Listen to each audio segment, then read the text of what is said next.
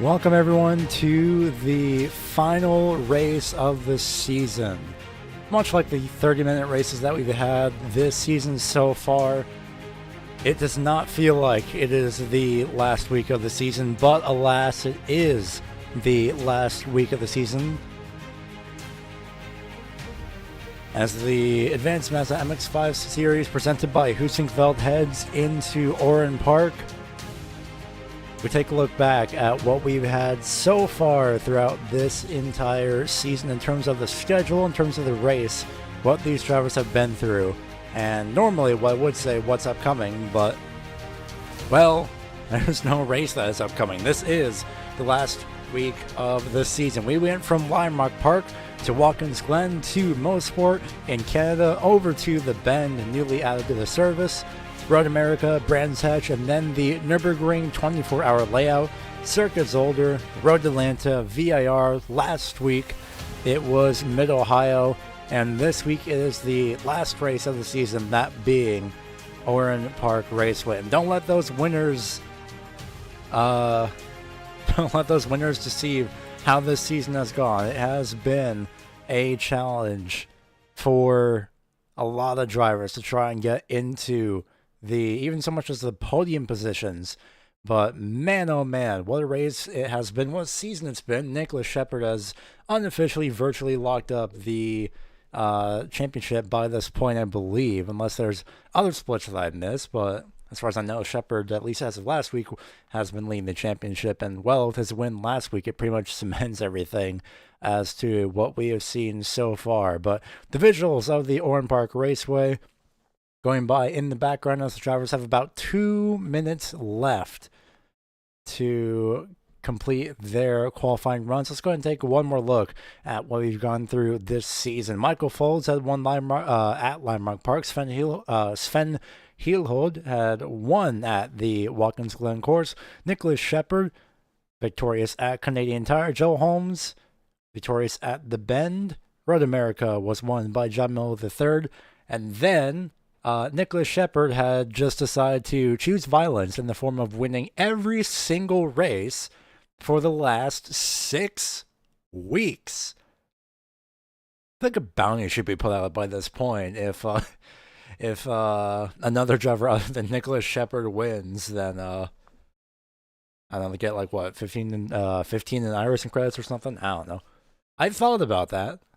But considering the winning odds that Nicholas Shepard has, which by my count is a lot, no, well, we'll see.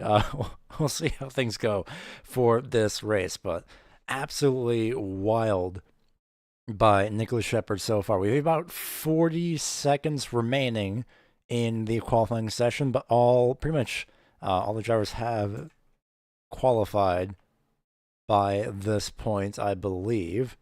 So go ahead and showcase who will be starting where. Give you the starting grid for this week, and we won't have the mistake that we had last week where there was absolutely zero information. We will continue to show that this time. Let's go ahead and get the starting grid up on your screen, because right now, starting off in the first place position, it's going to be Nicholas Shepard. Charles Wolfe starts off in second. Third place is Michael Folds. Fourth place is Ishmael Ublal. Fifth place, rounded out by Tom Sanders. Mario Alfredo will start off in the sixth place position. Seventh place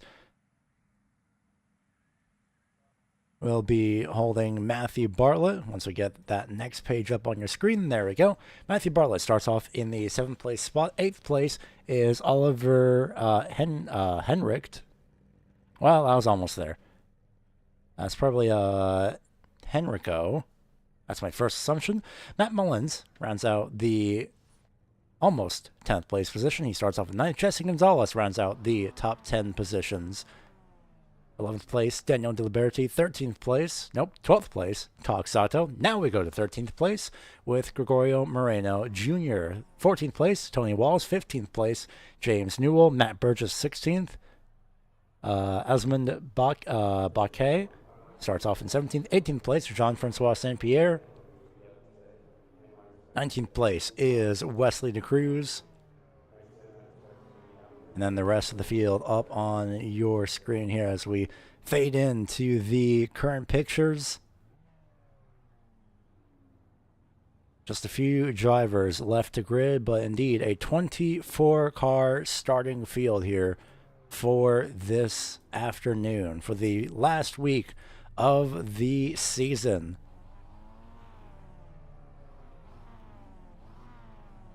All right, now we're just waiting a few more drivers to grid, as we have just one more left. It has been one heck of a season, and we're just moments away from the final start of this season. The revs will rise, drivers' eyes on the lights, on the flag stand, and it's foot to the floor. We go green flag racing here at Oran Park for the final 30-minute sprint of the season. Shepard immediately goes defensive, and we'll see how things fare. Folds will fall in line, and it's going to be a battle from about 4th place on back, as this time through the opening corners, that's number 4, Tom Sanders, who goes around in front of everybody. The 10 is caught up as well. That is Oliver H. And more drivers off the track as well. That is the number 5 of James Newell, Wesley DeCruz, as well as, looks like Botcan, the 21, will be battling for the 15th place position. Sanders trying to recover. But up out front, it is all Nicholas Shepard. Haven't had a fair share of messy starts, but with the nature of this track, that has shown that it is indeed possible. So just like that, no drivers out, just sent to the back a bit earlier than usual. Look at Folds, who I think is trying to make a move on Charles Wolfe. Is going to dive up to the left-hand side. Hard on the brakes he goes. The space is open. And up to 2nd place is Michael Folds, and they barely make it. Barely avoiding the outside wall. In fact, we'll stick with this shot here just to see which of these drivers, if any, will be, oh man, hitting the outside wall on corner exit. Everyone seems to be fine, but all that runoff is there as the last of the field goes through without issue. Maybe a few paint scratches. You can see all the gravel that was brought up into the racing line here, just barely. And all these drivers running through will be forcing all that off the track. Tony Wallace out wide in the gravel. In fact, I think he was quite literally in the gravel. I saw some dirt on his right side tires. Let's look at James Newell. He's going to try and send it up the inside lane. Down through the challenging section, Newell all over. Look at the save by Tony Wallace. Oh, never mind. He goes around off into the gravel. A chaotic first 2.5 minutes of this race. Drivers off everywhere. There's a couple drivers that have returned to pit road. In fact, now that I read the name beyond, I believe that's not even Oliver. That is Olivier. As well as Michael Verneau, who is off in the back. Oh, hard contact in the background. That's number 19. Antonio Heinberg off into the outside wall. Tom Sanders into pit road. Matthew Bartlett up to 5th place. Mario Alfredo's around. The chaos just continues. I was going to say, I'm trying to wait for a point where it stops so we can go back and look at the opening few laps, but I don't know if we'll even get a point here. We'll go ahead and start now while we still have the chance. So let's see if we can get the replay here from the race start, and we'll update you if any position changes here in real time. Well, this was the main race start where Tom Sanders had gone around, collected the 10 of Olivier Heinrow. I think it's Heinricho. But Tom Sanders, the main focus there in that blue car. I think he just gets contacted, and then just more drivers get involved around in their own various incidents. And 10 of Heinrow does get involved. We'll run this back one more time just to see from a different angle.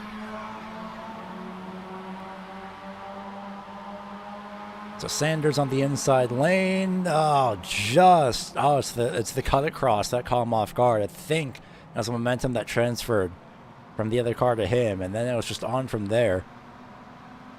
As Olivier Heinrow gets involved, same with the number 5 of James Newell.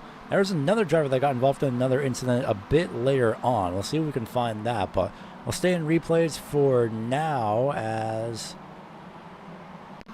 we'll see. Oh, there it is. We may have just come across it right at the very tail end here. This is Michael Verneau, who just under braking lost it and just nailed. Oh, he was on the brakes too. Tony Wallace's crash as well. We thought he had saved it. And there's contact by Tom Sanders. And then it was Mario Alfredo who had spun. More contact as well. I think we might be fine now. Haven't seen any major changes in position. And right now, it is the, I would say the top 3 as they started, but in fact, that is not the case, as Shepard and, not Shepard and Folds. Shepard's still first place, but Folds and Wolf had swapped spots. Speaking of swapping positions, it is Matt Burgess and Daniel Diliberti. Diliberti moving his way up to 7th place. Diliberti has had a fair share of bad luck recently in the recent weeks. Same for Jean-Francois Saint-Pierre. Shout out to him as well. He started 18th. He is up currently to the 12th place position. Same for Ava Barry. We have not seen the number 16 machine in this instance. I don't believe in any of the top split races as of yet. So shout out to Ava Barry for making the top split for the last week of the season. From 20th place all the way up to what's currently 11th. Trying to get a good read on the car there. Definitely Star Wars inspired. I can tell that for sure. Something about a space duck apparently. That's why I kind of get from that. No, wait, no, space dogs. Oh, wait a minute. Francois Saint-Pierre getting a good look at the back bumper. Might try and get alongside, put that car in the mirror. We'll see if it is successful, but looks to be just staying in line for now. You know what? I don't blame him. Maybe trying to get up to the 10th place position of Moreno. As Barry goes a little bit wide, right side tires just a little bit in the gravel, but everything seems to be fine for the time being. Matt Burgess, Daniel Diliberti battling side by side for 7th, 8th place Matt Burgess, 9th place Matt Mullins. Where have we seen this before? I feel like this is a little bit familiar here. Potentially saw Mullins and Burgess line astern in a, not necessarily positions 1-2, but in a 1-2 like formation. And alright, this is genuinely unexpected. Hold on a second. Well, you're welcome, Matt Mullins. Hold on, we'll get back to you in a second. Jesse Gonzalez a little bit wide there on corner exit. I saw the gravel peak up, and now I'll go ahead and run this back for a replay. Just runs wide, but holds on to it regardless. But to reply to that, you're welcome, Matt Mullins. Actually was not expecting that. I say Mullins, it's Burgess. Oh my goodness. Well, that's embarrassing, but battle for the 7th place could continue on here in the meantime. It's a 4-car battle for 7th. Diliberti going to be trying to defend for all his might. Meanwhile, for 10th place, nope, 11th place, Jean-Francois has gotten by. I try that again. Jean-Francois has gotten by Ava Barry. While we have the time, we'll go ahead and run that back. I thought he was going to make the move on the last lap. He decides to do it this time by. And just like that, a nice clean pass for the number 20 machine of St. Pierre.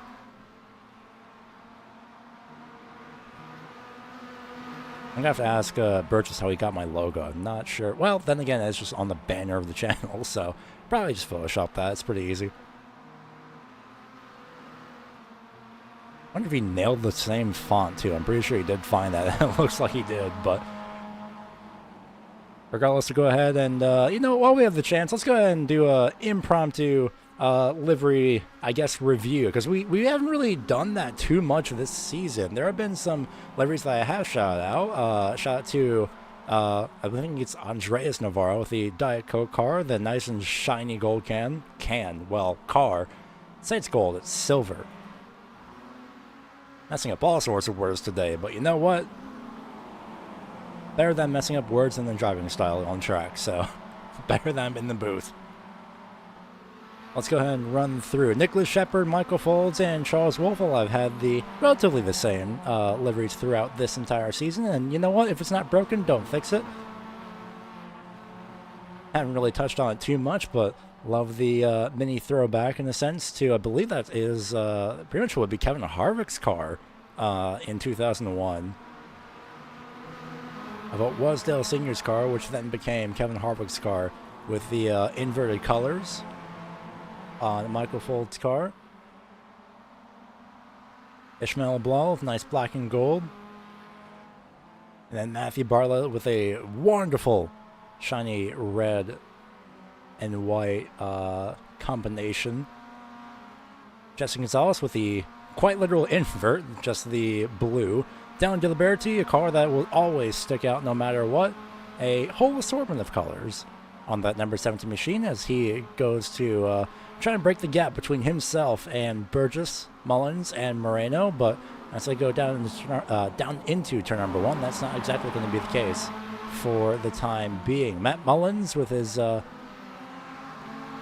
nice racing stripes. Nope, Matt Burgess. I keep skipping Burgess unintentionally. This is quite literally embarrassing. So apologies to Burgess. Burgess with the black and blue and the white racing stripes down the middle stands out. Matt Mullins with the black and green. And then Gregorio Moreno Jr. with the another blue iteration of the chrome. Jean-Francois, driver that we've seen quite a little bit as well. And probably might be wondering, well, what are Box 5 and MAV? Well, to my understanding, Box 5 and MAV are basically the two subset communities of the MX-5, advanced MX-5 communities especially. And two of them are about to be battling here for the 11th place spot. Shout out to James Newell for, after spinning, I think, maybe twice, but definitely getting involved in some incidents, has gotten himself back up to the 11th place spot, or at least to challenge for the 11th place spot. Does he try and make a move down into number 1? He does. He will go side by side. We'll see if it does prove to be successful here. Both drivers on the brakes, more brave into turn number 1 is James Newell. He'll get ahead of Francois St. Pierre's battle just up ahead with Tak Sato. And Aspen Baquet as Wesley DeCruz as well. These 3 drivers will be battling, 4 drivers, correction, will be battling for the 13th place spot. There we go. Got there at the end. Tony Wallace still running in the race after having quite literally a half spin on his own. Currently sits 17th, but just sticking it out to the end. Antonio Heineberg sits 18th. Aaron Reynolds, 19th. 20th place is going to be currently Eduardo de la Pena. Tom Sanders is still running on in this race as well. Same with Olivier. I'm going to guess it's Henrico. I'm pretty sure at some point we'll get a pronunciation. I'm going to go with Heinricho for now. That sounds about right. Mario Alfredo, the only driver to be fully out of the race. And then Michael Verneau, currently sitting in pit road after spearing off into turn number 1. Despite his best efforts of being fully on the brakes, currently sits out, just trying to get the car repaired and hopefully back out on track.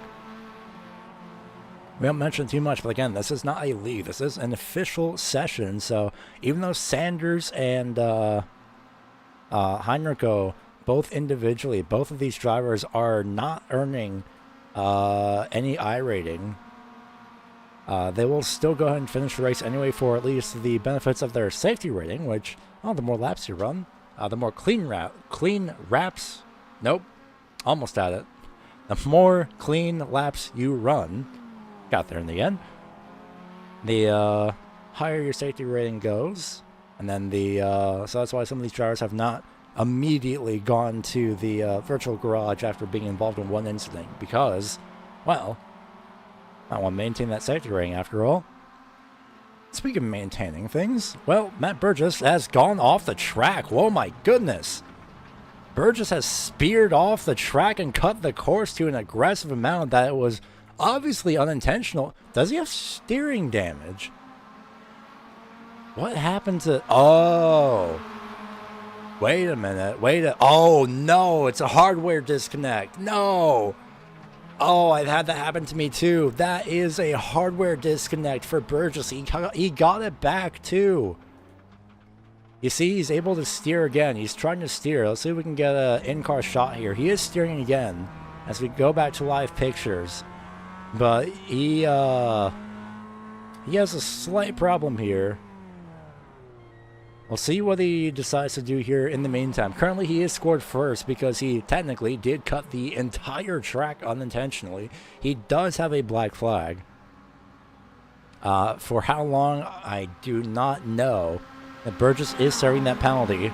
Hopefully, he doesn't DNF from that because, I don't know, it could be a CPU issue. It could be a literal hardware issue. It could be a physical disconnect of the steering wheel. If it's something like that, especially if the car disappears from the world in a sense, well, that could be something a little bit worse. Could be CPU, but with that steering wheel going just absolutely immediately to the left, that is a hardware disconnect. I have suffered that one too many a time, so I know the pain of that. Burgess has not gone to the virtual garage yet. Might be a 40-second stop and go. We'll see. We're reaching 40 seconds now. Well, it might be longer than 40 seconds considering he cut the entire course. So, we'll see how that goes. But, yeah, definitely disconnect like that is a, usually, if you're lucky enough, just a loose cable. And considering that Burgess had, steering control and was able to make it back to pit road. It was temporary. He was able to reconnect it. So we'll see if he's able to at least salvage a little bit of something here. He can at least maintain 20th spot. We might finally, for the first time in 6 weeks, have a challenge to the lead in the sense of the result of the race. Because Michael Folds, after everything that's happened, it feels like it's been longer than 20 minutes, but we're just about getting to that 20-minute point. And Folds has caught up to Nicholas Shepard. James Newell has caught up to and gotten past Jean-Francois St-Pierre for what is now 11th place. Because Burgess was sitting 8th place with Matt Mullins in 9th, so everyone else has pretty much been bumped up one position. And Burgess is out on track once again. You can see him steering back and forth, making sure everything's connected. I do not blame him for that. You see that little bit of the body language of the car. So hopefully for Burgess, everything is fine. I think he is still. Let's ride on board just a little bit here. Let's see if he's going to try and maneuver the steering wheel a little bit. Make sure everything stays in. Yeah, that's definitely a test of, is everything okay? As someone who has done that a few times before myself, I can confirm that it's one of those things of, I'm a little bit scared to go full send, because I feel like my wheel will disconnect again. So hopefully everything's fine for Burgess. Hopefully he's able to finish the race. We'll keep you updated. There he goes, actually up in the on the bridge there. What a shot as well. Hard on the brakes, both Folds and Shepard. Charles Wolf has fallen back a little bit from this battle, so has Ishmael Eblal. These two have battled back at Brands Hatch for, I think, what ended up being the third place position as well, if not the second place position. Unfortunately, we did not catch that, but it will make, if we do decide to, I say we, if I do decide to make something for the season highlight reel as well, that will be one of them. It will make it, that's for sure. So, even though it was missed on the broadcast, unfortunately, to be fair, I didn't think Ishmael would try and commit to a pass there, but he did, and he got it there at the end, so we'll see if he's able to get that, position again at the last lap. for third place. Folds nailed the outside wall here. Let's go ahead and ride on board with Ishmael Abloh for a lap here around the Oran Park.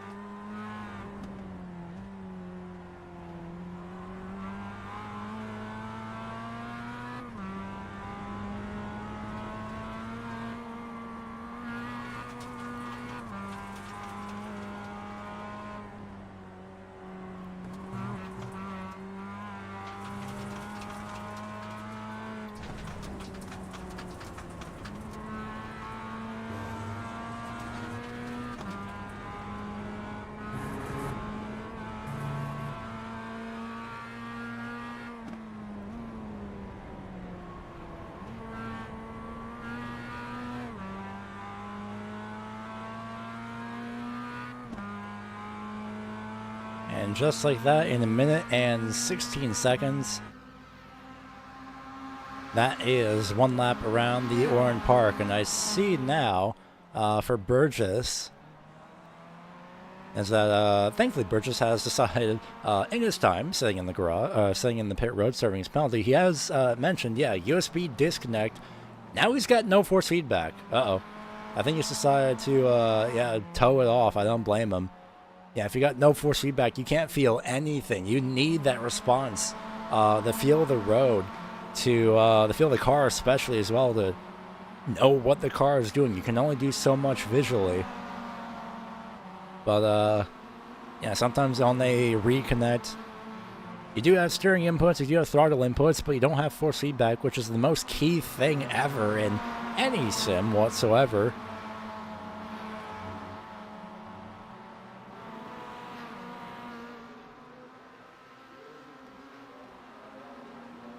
Jumping back to the 8th place spot, we have a 3-car battle. Nope, 5-car battle for 8th place. James Newell. It could be a 6-7-car battle, I believe, for, well, 7th place, depending on how this goes. 6-car battle for 7th place, but James Newell has a whole host of cars behind him. He's got Daniel Diliberti, Matt Mullins, Jean-Francois, and Tak Sato, all in this one shot. And Gregorio Moreno just up ahead of him as well. Nobody, well, I was about to say nobody hits the wall of the corner. Oh, man, off in the background. That's the 16 of Ava Berry. Saw them earlier as well. Yeah, Berry started 20th.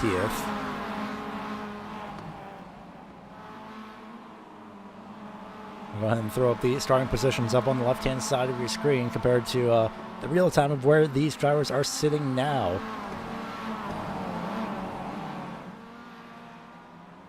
And right now, Moreno sitting in a pretty good spot. A lot of drivers that start outside the top 10 sitting in the top 10. Well, I say a lot. It's only about 3, but still a pretty decent amount. The huge shuffle amount as well because, well, the top 4 are all still in the top 4. And then everything is just broken from there. Because we have Jesse Gonzalez. Nope, correction. We have Matthew Bartlett, who started in 7th. He's currently in a land of his own in 5th place. He's just minding his own business. For the next 7 minutes, he is fine. He has all the space in the world. He's got 13 seconds to the next car ahead of him, which is Ublau, and then he's got 6.5 seconds to the car behind him, which is Jesse Gonzalez, who started in 10th.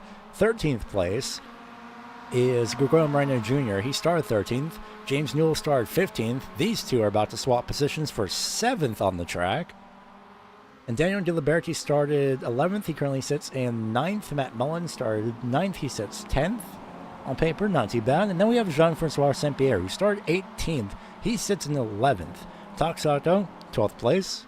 Is where he started. 12th place is where he sits. Fair enough. Avery Berry started in 20th, sits 13th. Wesley Cruz started 19th, sits 14th. Similar story to Avery Berry, just up ahead. And then it's relatively about the same from then on as Eduardo is making a pass on the inside, trying to make the defensive line on Heinberg, and Heinenberg has connection issues. I saw it for a second. Yep, there he is, and he's going to still try for the move. Comes back into existence, still trying to make the move, and at the end of the day, still loses that spot, at least for the time being. Oh, never mind, all over the back bumper is Heinenberg of Eduardo de la Pena. And these two are going to be battling here for this 17th spot. Every spot can matter at the end of the day, especially in the top split, where you get more points than the drivers in the split below you. So for these drivers, every spot can help them in any of their own individual championship battles here. Let's go ahead and jump back up to the first place group here, where they have caught up to Matt Burgess, who is back on track. I think he just managed to reset his force feedback if he is back on track. We'll see how things fare, but he's got the lead cars just behind him of Nicholas Shepard, Michael Folds as well. But Burgess still sits 20th after all that, and he will go well out of line to let I would think the front four here go through, considering the gap that he has. And there's Burgess, so instead just slot right in behind the on-track second and third place cars. So on track, Tom Burgess is third, Matt Burgess is third, but he has not actually scored in third. He's currently scored in 20th. Charles Wolf, Ishmael Ablal could potentially battle for the third place spot on the final lap. And currently battling for the sixth place spot on the track are James Newell and Jesse Gonzalez. Once again, good switchback by Jesse. I think he was going to try and go for it, but not able to do so. There, Tak Sato and John Francois swap positions into turn number one. And then Wesley DeCruz lets Esmond through in that number 21 machine. Well, just like that, we have, Michael Folds trying to keep it on the track. But tires on his gravel never really hurt anybody, to be fair. Now, the fun question is, it's a question I'm kind of terrified to ask, but it's still a question regardless, is do we have a repeat winner, or do we have a sixth winner on the season? Because if Folds and Shepard do make contact, and they do crash, we could have a sixth winner on the season. Whether or not, in the meantime, with an alternate scenario, Shepard and Folds, if either of them win, it's a repeat win on the season. So he'd still be at 5 winners. So we'll see how things fare here in the last, give it 2 laps just about. Next time by the start-finish line should be 2 laps to go here. It's only a minute 16 for 1 lap around here. So we are currently, tentatively, on 3 laps to go.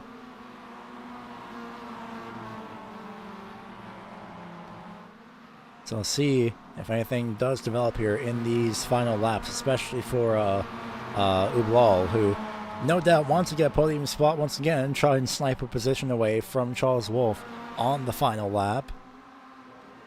Can he do it twice in 1 season? It'd be interesting that it happened twice. Might be very fascinating regardless. 2 minutes left, and they just crossed the start-finish line. 2 laps to go. And, oh, by the way, the battle for, I don't know, I'll call it 7th at this point. It's being led by Jesse Gonzalez, appropriately enough, in the number 7 car. And then the car just behind him is Gregorio Moreno Jr. We have this whole line of cars who are going to be itching for positions, and they're not going to be waiting. Neither is Ishmael, who's waiting for the 3rd place spot. He'll try and go around the outside positions here. Does he have the nose there still? Yes, he does. And Ishmael is going to try and fly up around the outside lane, but not going to be able to get anything done. Meanwhile, for 7th place, Daniel De Liberty is off the track just a little bit. I think he's going to try and make a pass on Jesse Gonzalez, but Gonzalez trying to defend against Moreno, who snuck his way up through. It is everybody battling for every position here, all in this one shot. They single filed out for now. But with 1 lap to go, we're going to have a whole host of battles here on the final lap. So bear with us as we go through the final lap here. As these drivers go over the bridge, we take a look at the lead cars who are just now coming through for the final lap. Michael Folds, no doubt, probably pushed a little bit too hard and ended up off the track because he is about 0.8 of a second behind, further back from Nicholas Shepard. So then we move on to a lap car that's just up ahead. That's the 23 of De La Pena. He does stay out of the way. I think Folds, yes, he does go by. So the closest battle in the top 3, at least, is now for 3rd place. Does Ishmael Leblanc have anything in store here? Unless Shepard makes a mistake, it is all Nicholas Shepard for the 7th time in a row. But we have to wait to get there in the first place. We have to see if this battle develops between Leblanc and Wolf for the final spot on the podium. So far, nothing as of yet.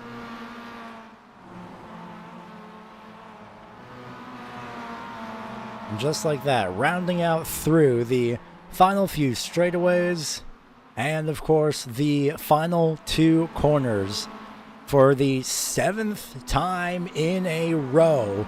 It is Nicholas Shepard with an 8th win total on the season as he'll cross the start-finish line. And he is once again a winner for the 7th time in a row at Oran Park for the Advanced Mazda MX-5 Cup Series presented by Heusinkveld. It was a near race for the line for 3rd, and then we go all the way back to a potentially still chaotic battle in the last few corners for the ending positions of the top 10. Currently looking at Matt Mullins, Jesse Gonzalez as well in that number 7 machine, and they'll all try and double file their way through. It could be a drag race for the 9th place position. It is a drag race for the 9th place position, and it's just barely Jesse Gonzalez ahead of Matt Mullins, as everyone else will finish up their laps here as well at Oran Park. What a race. What not unintentional, but unexpected chaos, I would say. As a few more drivers will be finishing up their laps as well. Man, oh man, what a race. What a season as well. Absolutely, absolutely amazing. We're going to wait just a few more moments for these drivers to finish up their laps, just to make sure all the timing and scoring gets properly sorted through here, as last few drivers will be finishing up their race laps as well. I'll go ahead and throw up the finishing results up here on your screen of how this race had panned out. Nicholas Shepard with his 7th win on the season. At this point, no doubt, secures his, I think, Division 1 championship as well at this point. So, unofficially, the champion for this season. Absolutely fantastic job by Nicholas Shepard, but let's not count out Michael Folds, Charles Wolf, Ishmael Leblanc, and Matthew Bartlett. Bartlett we've seen a few times, but especially Folds, Wolf, and Leblanc, we've seen them consistently around the top 5, if not top 3 positions throughout this entire season. James Newell finishes off in 6th place. Gregorio Moreno Jr. finishes 7th. 8th place, Daniel Diliberti. A great week for him after a few weeks of bad luck, at least in terms of the broadcast split that we have tuned into. Jesse Gonzalez finishes in 9th place, and 10th place being rounded out by Matt Mullins. James Newell also started in 15th, finishes in 6th. Gregorio Moreno Jr. started 13th, finishes off in the 7th place position. Great job by him as well. And then we move on to the next page for the second half of the field, where we have Tak Sato finishing off in the 11th place position.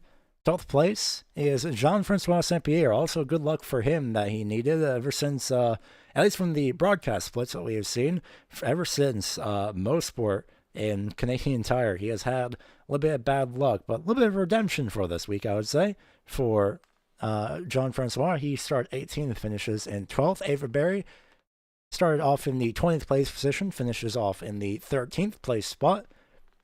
Asmund Bach, I think it's Baki. It might be Baki. I'm going to go with Baki. Asmund Baki finishes off in 14th place. 15th place, Wesley Cruz. Tony Wallace finishes in 16th. Antonio Heinenberg finishes 17th, 18th place. Aaron Reynolds, 19th place. Eduardo De La Pena finishes 19th, and 20th place is Matt Burgess, who apparently said himself to be from Sicily's of all the regions. And then the last four drivers, Tom Sanders, Olivier Heinricho, Michael Vernot, and Mario Alfredo all had some sort of an issue or another. Some were able to finish, like Sanders.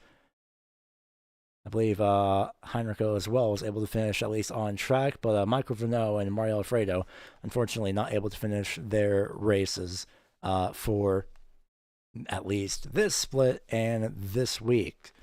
But man, oh man, what a season it has been. What a fantastic job by everybody. And, well, not sure what's next, to be quite honest. A little bit tentative on next season, on whether or not we'll do next season. Nothing has been planned for sure as of yet, but things can change in a week. You never know. But regardless, special thanks to pretty much everybody throughout this entire season as we bring this up on the screen. Special thanks to iRacing itself because, well, one of the main reasons why I've done this as gotten back into this, I should say, is that iRacing is doing the little bit of a community shout-outs in a sense. So giving everybody on the iRacing service a little bit of information of what's happening that week in iRacing in terms of which broadcasts are happening, what's split, getting more eyes on the sim and more eyes on everything in general.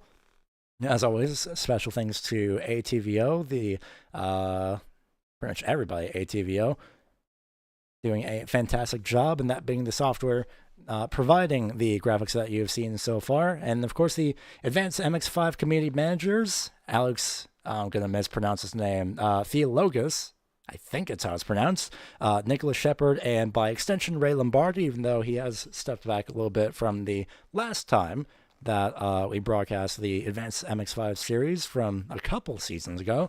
Shout out to him regardless, and shout out to the community managers for putting in a very unique schedule, and shout out to Heusinkveld for not only promoting these broadcasts as well, but also stepping on just in general as a series sponsor for iRacing. It's always nice seeing more series sponsors for iRacing for a season. Hopefully, fingers crossed, that they stick with it for another season. It's great seeing some familiar names in the sim space being shared around and shown around as well. And of course, thanks to everybody who tuned in for this season, whether you're new here, whether or not you're new here. Thank you so much for making this a fantastic season. Fingers crossed, maybe, hopefully, if my scheduling works out, we will be back for next season. I don't have any reason as to say no as of yet, but again, a lot can happen in a week, so we'll see how things fare. But regardless, what a season this has been. Congratulations to Nicholas Shepard for, unofficially, winning the championship for this season, the official series championship as well. I would print that out and hang it on the wall if I were him, especially with all the 8 wins in a season that he's got. We'll see if Shepard does return to race next season, if anyone would be able to dethrone him. But we'll see how things fare out in not only the next few weeks, but the next few months as well for the iRacing service, and as well as the Advanced Mazda MX-5 Cup Series presented by Heusinkveld. Thank you once again for tuning in, and we hope to see you all on the next broadcast that we do. Whether or not it's this series, we still hope to see you next time on the Racing Line Network.